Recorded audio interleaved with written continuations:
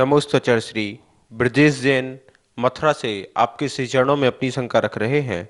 इनका कहना है, श्रावक धर्म और मुनि धर्म का ज्ञान करने के लिए हमें कौन सा ग्रंथ पढ़ना चाहिए और दोनों धर्म हमें क्या बनने की शिक्षा देते हैं। कृपया समाधान करें गुरुदेव। श्रावक धर्म और मुनि धर्म, इनको जानने के लिए हमें श्रावकाचार और मूलाचार दो ग्रंथ पढ़ना चाहिए। देखिए, श्रावकाचार भी बहुत सारे हैं। आचार्य समंत व स्वामी का रत्न कंडक श्रावकाचार अपने आप में बहुत ही गंभीरता को लिए हुए है, उसको पढ़ना चाहिए। और वसुनंदी आचार भगवान का जो श्रावकाचार है वो पढ़ना चाहिए। इसमें आपको श्रावक की आचार संहिता का ज्ञान हो जाएगा।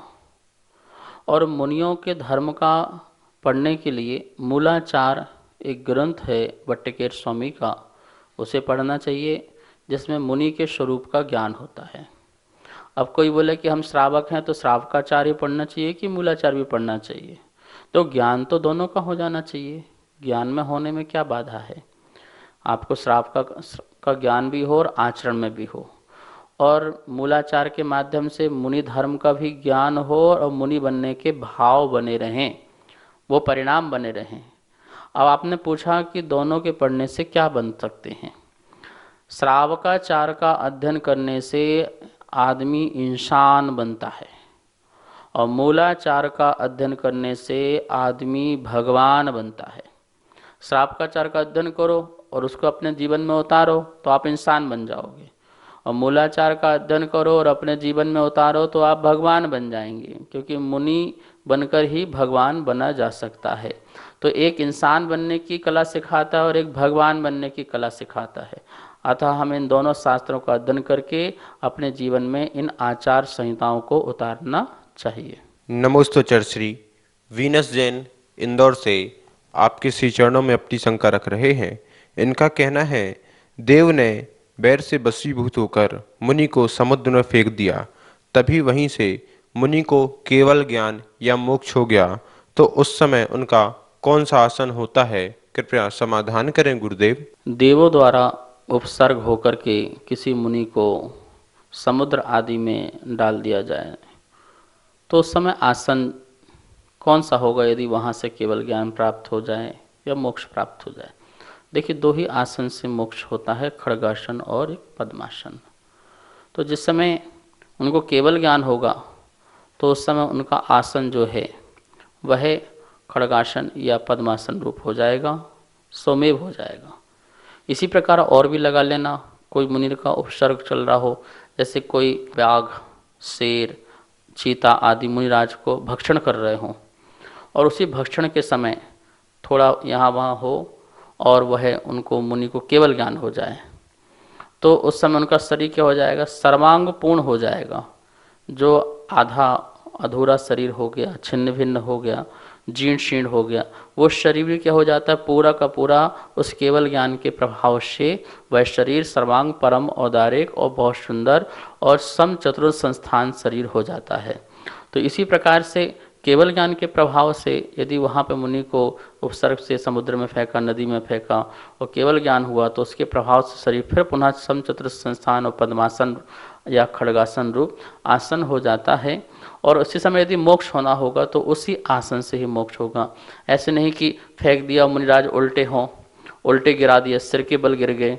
अब सिर के बल गिर गए, वहीं केवल ज्ञान तो उनको या मोक्ष हो गया, तो उनकी आत्मा जो है वो सिर के बल वाली आत्मा बाहर निकल के ऊपर उस सिद्धालय में जा रही होगी। ऐसा नहीं होगा। आसन खड्गासन या पद्मासन स्वमेव उसी रूप से केवल ज्ञान आदि के प्रभाव से हो जाता है। नमोस्तचर श्री धर्मचंद्र सेठी कलानी नगर से आपके श्री चरणों में अपनी शंका रख रहे हैं। इनका कहना है, मनुष्य 2.5 द्वीप तक जा सकता है, पंचमेरु भी 2.5 द्वीप में आते हैं, तो हम पंचमेरु जी के दर्शन करने क्यों नहीं जा पाते। कृपया समाधान करें गुरुदेव। 2.5 द्वीप में पंचमेरु हैं और हम अभी भरत क्षेत्र में हैं। हमारी भरत क्षेत्र से विदेश क्षेत्र में जाने की योग्यता नहीं है। या तो कोई विद्याधर हमको ले जाए या कोई देव हमको ले जाए तो हम वहाँ जा सकते हैं, और वहाँ तक हमें जाने के लिए अभी हमारे पास वर्तमान में योग्यता नहीं है कि हम आकाश मार्ग से जा सकें। जैसे मान लो कि वर्तमान में अष्टापद के आपको दर्शन करना है और आप बहुत पुरुषार्थ पूर्वक करके वाहन आदि पैदल आदि के माध्यम से वहाँ तक चलते हैं, लेकिन फिर भी अष्टापद तक नहीं पहुँच पाते, क्योंकि वहाँ तक जाने में आपको बहुत ठंड या पहाड़ आदि बहुत सारे विघ्न स्थान हैं जिससे आप नहीं जा सकते, नहीं पहुँच सकते हैं। तो वर्तमान में आप अष्टापद ही नहीं जा पाते हैं, तो पंचमेरु तो बहुत दूर की बात है, हमसे बहुत दूर हैं। तो अपनी योग्यता भी होना चाहिए, शारीरिक शक्ति होना चाहिए, या फिर अपने पास कोई विद्याएं हों जिसके माध्यम से जा सकें।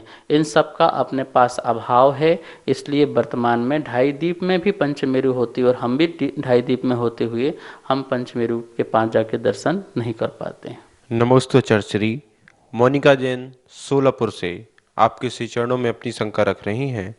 ये शंका रख रही हैं, अगर किसी की मृत्यु हो जाती है तो उसको रात में क्यों नहीं जलाया जाता, इसका क्या रीजन है? कृपया समाधान करें गुरुदेव। जैन दर्शन या जैन धर्म रात्रि में आरंभ सारंभ कार्य करने के लिए मना करता है। जैसे भोजन बनाने के लिए मना करता है, भोजन खाने के लिए मना करता है, क्योंकि तरस जीवों की बहुत हिंसा होती है। हिंसा ना हो, अहिंसा का पालन हो, इसलिए ही जो शव है उसको जलाने के लिए रात में मना किया जाता है। जैसे अपन अग्नि कायक से जलाएंगे तो उस समय कीट पतंगे आदि उड़ के आके उसमें मरेंगे, जीव की हिंसाएं होंगी, लकड़ी का शोधन नहीं हो पाएगा, लकड़ी के अंदर कोई जीव जंतु आदि हों, पृथ्वी में कोई जीव जंतु हों। तो इस प्रकार से अनेक कारणों से बहुत सारे इंद्रिय वाले जीवों की हिंसा हो सकती है। इसलिए रात्रि कालीन में हम लोग क्या हैं, शव आदि का जो है शरीर संस्कार आदि नहीं करते हैं, और आचार्यों ने अहिंसा का पालन करने के लिए, हिंसा से बचने के लिए रात्रि में ये निषेध किया गया है। जैन धर्म बहुत सूक्ष्म है, अहिंसा प्रधान है। इस बात को रखते हुए आचार्य भगवान ने श्रावकों को, मुनियों को कहा है कि अपनी चर्या का पालन ऐसे करें जिसमें अहिंसा का पालन हो, ठीक है ना।